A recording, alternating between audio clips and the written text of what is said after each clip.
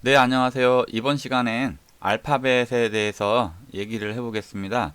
영어가 우리나라 말이 변해서 된 사투리라는 것을 이제 여러분들은 아실 거예요. 그런데 이제는 알파벳, 이 알파벳에 대해서 여러분들은 어떤 생각을 갖고 계신지 모르겠네요.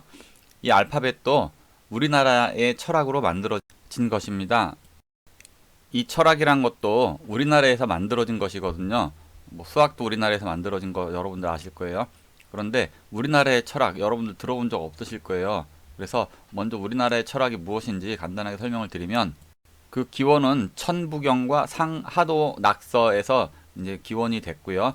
이 천부경은 만 년 전부터 내려오는 인류 최초의 계시록이죠.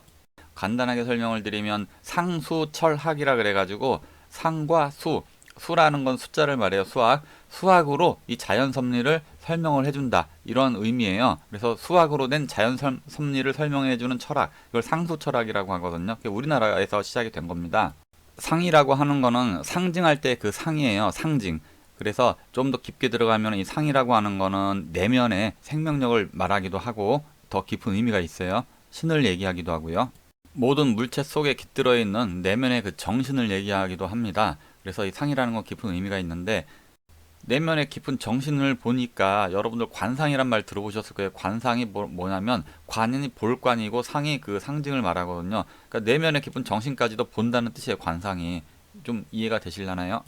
그 상수 철학에서 좀 더 이제 그 세분화된 것이 바로 음양오행이 나오는 것이죠. 바로 동양 철학의 대표라고 알려져 있는 이 음양오행이 바로 우리나라에서 시작이 된 거예요. 그 음양오행의 기원이 바로 이 상수 철학이고 간단하게 여러분들이 상수 철학을 이제 볼 수 있는 이미지가 있어요. 그게 바로 무엇이냐면 우리나라의 국기인 태극기입니다. 이 태극기에 보면 괴가 이렇게 건곤감리 괴가 있죠. 괴를 설명할 때 이제 그 괴상을 얘기하거든요. 그래서 그 괴에서 그 상을 얘기하고 그 괴라는 건 또 숫자에서 나왔어요. 그래서 상수 철학이 바로 이 설명해주는 단편적인 그림이 바로 우리나라의 태극기, 팔괴, 사괴죠. 여기에서 나온 것이다라는 것이죠. 이 건곤감리가 상징하는 게 무엇이냐? 바로 그 거기서 이제 상이 나오는 거죠. 상. 그런데 아까 설명을 드렸잖아요. 수학으로도 표현을 한다고. 그래서 이 상징은 다시 또 수학으로도 표현이 돼요. 그러니까 수와 상이 같이 통하거든요. 그래서 그 상수학이라 그러고 상수철학이라 그런 거예요.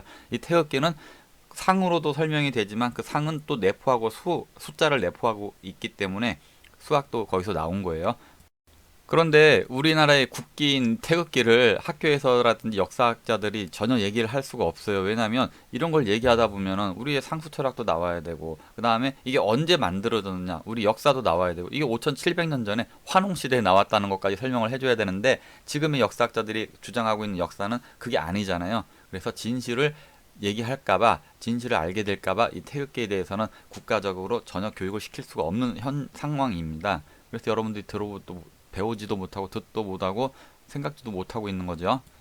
자, 다시 본론으로 돌아와서 이 상수 철학을 바탕으로 알파벳도 만들어졌고 우리 한글도 만들어진 것이거든요. 그래서 천부경에 보게 되면 천일지이인삼 요게 이렇게 나와요.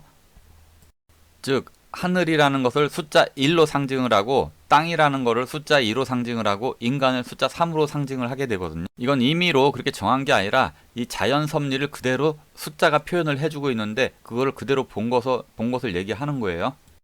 많이 들어본 거죠. 천지인 삼재. 바로 천지인 삼재를 1, 2, 3으로 상징을 한다. 그거를 이제 보고서 얘기를 하는 거지요.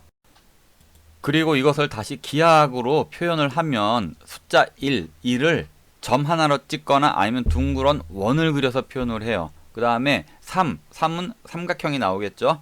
그리고 이 짝대기 두 개로는 도형이 나올 수 없잖아요. 그래서 두 개를 양쪽으로 이렇게 붙여가지고 네모를 만들어요. 그래서 이 네모가 숫자 1을 상징한다. 이렇게 해가지고 여기서 동그라미, 네모, 세모. 혹시 천원 지방 들어본 적 있으실 거예요. 그래서 하늘은 숫자 1이기 때문에 동그랗게 원만함을 상징하고 땅은 숫자 2로 상징이 되기 때문에 둘둘 이렇게 해서 네모, 방. 그래서 땅은 방정하다 해서 네모 사각형으로 표현을 하고 사람은 3이니까 그대로 삼각형에서 이 원방각이 여기서 나온 거거든요. 천부경 우리나라 철학에서 상수 철학에서. 그래서 이 동그라미 그리고 네모 그리고 이 세모를 가지고 문자를 만들어낸 것입니다. 우리의 상수 철학으로요.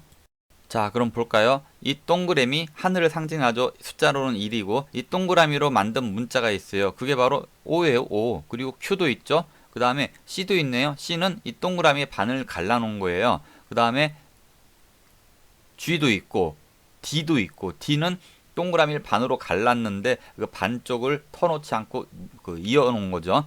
D도 있고 이런 식으로 숫자가 쭉 나오고 그 다음에 이 네모를 가지고 만든 그 문자가 뭐가 있을까?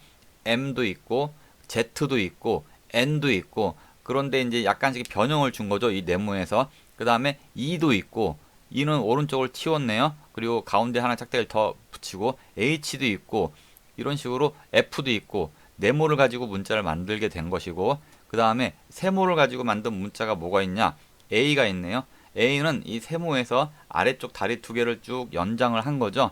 A. 그 다음에 Y도 여기서 나온 것 같고요. 이 원방각, 동그라미, 네모, 세모로 만든 우리 한글과 같이 한번 비교를 해볼까요? 어때요? 비슷하죠? 거의 똑같다고도 할 수 있죠, 원리가. 그런데 이제 한글은 한 차원 더 높였어요. 그래서 이 원방각, 천지인을 가지고서 이렇게 자음 만든 건 똑같은데 우리나라 한글은 모음 체계는 또 따로 만들었어요. 원리는 같아요. 모음에서 천지인. 그런데 동그라미, 네모, 세모로 만들지 않고 하늘을 동그라미를 이렇게 점 하나로 찍었고 그다음에 땅은 으로 했고 사람은 이로 했어요. 그래서 모음 체계는 이런 식으로 점과 아래 짝대기, 세로 가로 짝대기, 세로 짝대기 이런 식으로 따로 만들어 가지고 모음 체계를 만들고 자음 체계는 똑같이 알파벳과 만드는 건데 서양의 알파벳은 우리의 자음 체계와 같게 만들어 놨단 말이에요. 같은 원리로. 자, 그래서 이 서양의 알파벳도 우리의 철학으로 같이 만들어졌다. 그러니까 이거는 한국의 철학으로 만들어졌다라고 얘기를 할 수가 있는 것입니다. 이제 조금 아시겠죠? 그런데 왜 여러분들은 지금까지 이런 우리의 철학을 듣도 보도 배우도 못했는지 여기에 대해서 여러분들 문제의식을 가지고 우리 걸 알아야 될까요? 몰라야 될까요? 예, 당연히 이제는 알아야 되겠죠. 그래서 우리 역사를 알도록 여러분들께서도 노력을 해야지만이 될 것이다라고 생각을 합니다. 자, 감사합니다. 이상으로 마치겠습니다.